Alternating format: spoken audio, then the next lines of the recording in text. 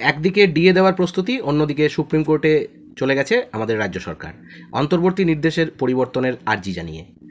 Dear viewers, welcome to my channel. আপনারা যারা আমার চ্যানেলে নতুন তারা অবশ্যই চ্যানেলটিকে সাবস্ক্রাইব করে পাশে থাকা বেল আইকনটা ক্লিক করে রাখবেন, যাতে এই ধরনের ভিডিও সবচেয়ে তাড়াতাড়ি আপনাদের কাছে পৌঁছে যায়। তো আমরা দেখতে পেলাম যে বকেয়া ডিএ মেটানো নিয়ে অন্তর্বর্তীকালীন যে নির্দেশ, সেই নির্দেশের পরিবর্তন চেয়ে সুপ্রিম কোর্টের দ্বারস্থ হলো আমাদের রাজ্য সরকার। সূত্র অনুযায়ী যেটা আমরা জানতে পারছি যে আদালত যে নির্দেশ দিয়েছে তার কয়েকটি ক্ষেত্রে সুস্পষ্ট ব্যাখ্যা চেয়েই আবেদন করা হয়েছে। তবে একই সঙ্গে দেশের সর্বোচ্চ ন্যায়ালয় নির্দিষ্ট করে দেওয়া সময়ের মধ্যেই বকেয়া ডিএ বা মহার্ঘ ভাতা দেওয়ার বিষয়েও তোড়জোড় শুরু করেছে নবান্ন, এমনটাই জানা যাচ্ছে। প্রশাসনিক মহলের খবর, এই যে ইন্টারিম যে অর্ডার সুপ্রিম কোর্ট দিয়েছে তার কয়েকটি ক্ষেত্রে মডিফিকেশন বা পরিবর্তন চাওয়া যেতেই পারে, তার সুযোগও রয়েছে সেই আইনে।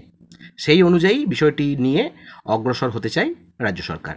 ইতিমধ্যেই সেই আবেদন সুপ্রিম কোর্টে জমা পড়ে গিয়েছে। তবে এখন আদালতে গ্রীষ্মাবকাশ চলায় শুনানি হচ্ছে না। ছুটি শেষ হলে সুপ্রিম কোর্টে এই আবেদন লিস্টেড হবে। পরবর্তী কী নির্দেশ দেয় আদালত, সেই দিকে তাকিয়ে রয়েছে রাজ্য সরকার। আমরা দেখেছি যে সুপ্রিম কোর্টে গত 16ই মে সেখান থেকে নির্দেশ দেওয়া হয়েছিল যে 4 সপ্তাহের মধ্যে, অর্থাৎ 1 মাসের মধ্যে বিজ্ঞপ্তি প্রকাশ করে 6 সপ্তাহের মধ্যে রাজ্যের সরকারি কর্মীদের বকেয়া 25% ডিএ মিটিয়ে দেওয়ার। সেই ইন্টারিম অর্ডার খতিয়ে দেখার পর রাজ্য সরকার মনে করছে যে তার কয়েকটি ধারার ক্ষেত্রে আরও বিশদ ব্যাখ্যা হলে সুপ্রিম কোর্টের নির্দেশ পালন করা অনেকটাই সুবিধা হবে। এরপরই অন্তর্বর্তীকালীন যে নির্দেশ সেটার মডিফিকেশন চেয়ে আদালতে যাওয়ার সিদ্ধান্ত হয়েছে।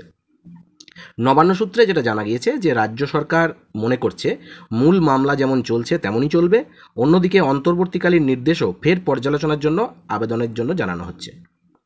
অর্থাৎ রিভিউ পিটিশন দাখিল না করে সুপ্রিম কোর্টের কাছে শুধু এই নির্দেশের কিছু পরিবর্তন বা মডিফিকেশন চেয়ে আবেদন করা যেতেই পারে, এবং সেটাই করা হয়েছে। তো এই ডিএ নিয়ে যে একটা দ্বিমুখী চিন্তাভাবনা বা দ্বিমুখী একটা আচার বিচার যে চলছে সেটা আমরা দেখতে পাচ্ছি, এবং সেই হিসাবেই সরকার পদক্ষেপ নিচ্ছে। কোন ভিত্তিতে কতটা বকেয়া ইত্যাদি তো পরের বিষয়। তো এখনই যেটা জানা যাচ্ছে যে এই যে ডিএর বিষয়টা, এই ডিএর বিষয় নিয়ে যে কতটা বাকি আছে, কার উপর নির্দিষ্ট কতদিনের বকেয়া, এই সমস্ত যে প্রশ্ন, এই যে 25% যে হিসাব কবে হবে, এমন একাধিক প্রশ্নের উত্তর পেতেই কিন্তু রাজ্য সরকার সুপ্রিম কোর্টে গিয়েছে বলে ওয়াকিবহাল মহলের একটা বিরাট অংশ মনে করছে। এবং বিষয়টি নিয়ে প্রশাসনের কেউই মন্তব্য করতে কিন্তু রাজি নয়। আইনজীবীদের সঙ্গে দীর্ঘ আলোচনা ও আইনের চুলচেরা বিশ্লেষণের পরেই সুপ্রিম কোর্টে আবেদন করা হয়েছে, এমনটাই মনে করা হচ্ছে। আইনজীবী মহলের একাংশের মত, এই যে ইন্টারিম অর্ডার বা নির্দেশ, বিশেষ করে ডিএ প্রসঙ্গে নির্দিষ্ট পরিস্থিতিতে আদালত চাইলে সংশোধন বা বাতিল করতেই পারে, তবে তা একাধিক বিষয়ের উপর নির্ভর করছে। একই সঙ্গে তারা এও জানাচ্ছেন যে এই অন্তর্বর্তীকালীন আদেশ বা নির্দেশ সাধারণত অস্থায়ী এবং মূল মামলাটি বিচারাধীন থাকাকালীন একটি তাৎক্ষণিক বিষয় বা চাহিদা পূরণের জন্য দেওয়া হয়ে থাকে। এক্ষেত্রে বকেয়া ডিএর 25% নিয়ে কিছুটা অস্পষ্টতা রয়েছে বলেই মনে করছে নবান্ন। তবে যেহেতু সুপ্রিম কোর্টে গ্রীষ্মাবকাশের পর জুলাই মাসে সুপ্রিম কোর্ট খুলবে, তাই যে নির্দেশ দেওয়া হয়েছে তা পালন করা হবে বলে খবর। সেক্ষেত্রে রাজ্য সরকারি কর্মীদের 25% হিসাব করে কিভাবে বকেয়া ডিএ মেটানো হবে তা নিয়েও প্রস্তুতি চলছে। এটা একটা ভালো খবর। এছাড়াও নবান্ন সূত্রে যেটা জানা যাচ্ছে যে সুপ্রিম কোর্টের নির্দেশ মতো বিজ্ঞপ্তি প্রকাশের সময়সীমা হচ্ছে 15ই জুন, এবং বকেয়া ডিএ দেওয়ার জন্য নির্দিষ্ট সময় 6 সপ্তাহ শেষ হবে 30শে জুন। তাই সুপ্রিম কোর্টে রাজ্য সরকারের আবেদন নিয়ে শুনানি কবে হবে তা এখনই চূড়ান্ত নয়, এবং এই চূড়ান্ত না হওয়ায় আদালতের নির্দেশ মতো ডিএ দেওয়ার প্রস্তুতিও চালাচ্ছে নবান্ন।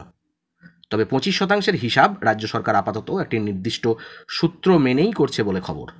রাজ্য সরকারের বিভিন্ন দপ্তরে প্রায় 2.5 লক্ষেরও বেশি কর্মী, প্রায় 4 লক্ষের কাছাকাছি স্কুল শিক্ষক ছাড়াও পঞ্চায়েত, পুরসভা, পুর নিগম, সরকার পোষিত স্বশাসিত সংস্থার প্রায় 1 লক্ষ কর্মী ধরলে প্রায় 8 লক্ষেরও বেশি কর্মীরা বকেয়া মহার্ঘ ভাতা পাবেন।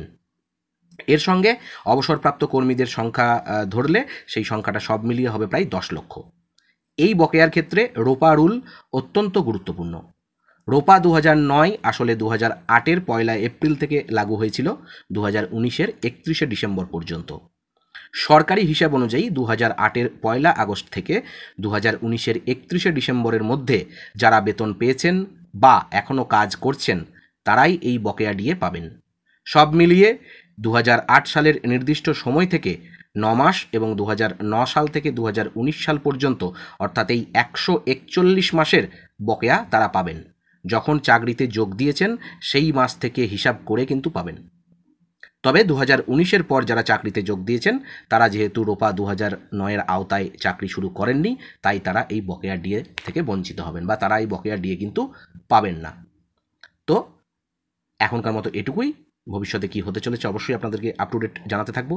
ভালো থাকবেন, সুস্থ থাকবেন, ধন্যবাদ।